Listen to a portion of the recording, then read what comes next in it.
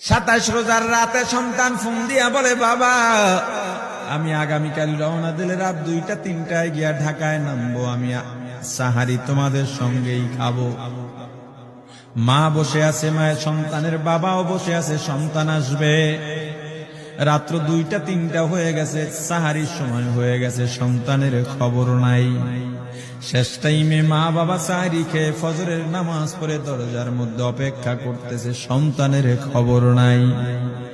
8টা, 9টা, 10টা বেজে গেছে, মায়ের মনটার ভালো লাগে না। স্বামীকে ডেকে বলে, স্বামীরে আমার সন্তান কই, আমার মনটা ভালো লাগে না, একটা ফোন লাগাও।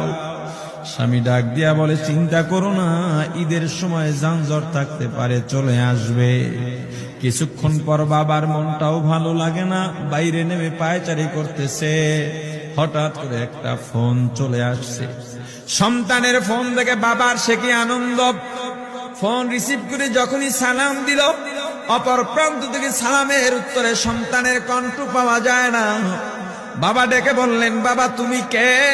এটা তো আমার সন্তানের কণ্ঠ নয়, তবে মোবাইলটা আমার সন্তানের।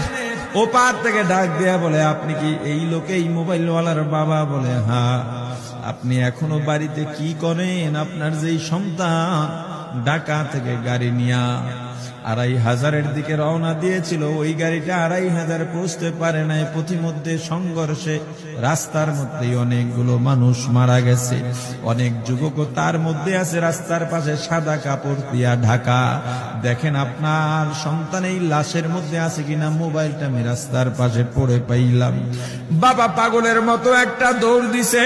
মা মনে করছে সন্তান বুঝি কাছাকাছি চলে আসছে।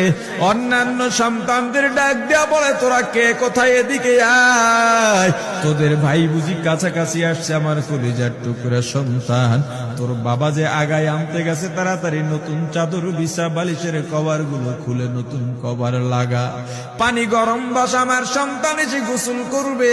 আহারে সবাই ফুলের মেলা, ফুলের তোড়া নিয়ে অপেক্ষা করতেছে। 4টা বছর কলিজার টুকরা বাড়িতে নাই, বিদেশ থেকে আসবে। বাবা স্পটে গিয়া দেখেন অনেকগুলো লাশ সাদা কাপড় দিয়া ঢাকা। একটা একটা মাথার উপর থেকে কাপড় উঠান আর কৌতূহল বাড়তেছে, কাপড় উঠান আর কৌতূহল বাড়ে।